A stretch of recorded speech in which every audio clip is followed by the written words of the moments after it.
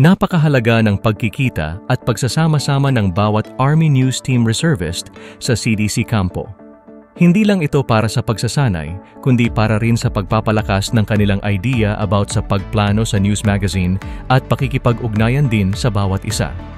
Narito ang ilang dahilan kung bakit mahalaga ang report at pagtitipon ng mga Army Reservist sa kampo sa tuwing araw ng linggo.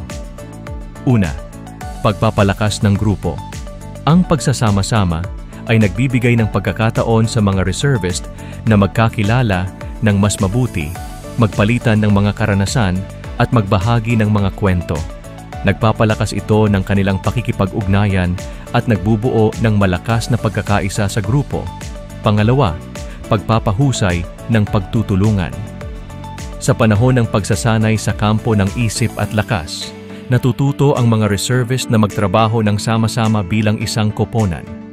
Nahahasa ang kanilang mga kakayahan at natututo silang magtulungan ng mas epektibo sa panahon ng mga hamon. Pangatlo, pagpapanatili ng kahandaan. Ang pagsasanay sa kampo ay nagsisilbing paraan upang mapanatili ang kahandaan ng mga reservist sa anumang sitwasyon.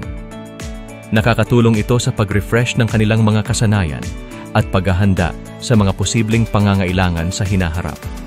Pang-apat, pagpapalakas ng moral.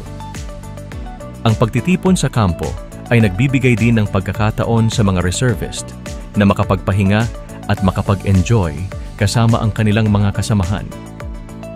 Nagpapalakas ito ng kanilang moral at nagpapatatag sa kanilang espiritu ng paglilingkod. Sa huli, ang pagiging isang Army Reservist ay hindi madali.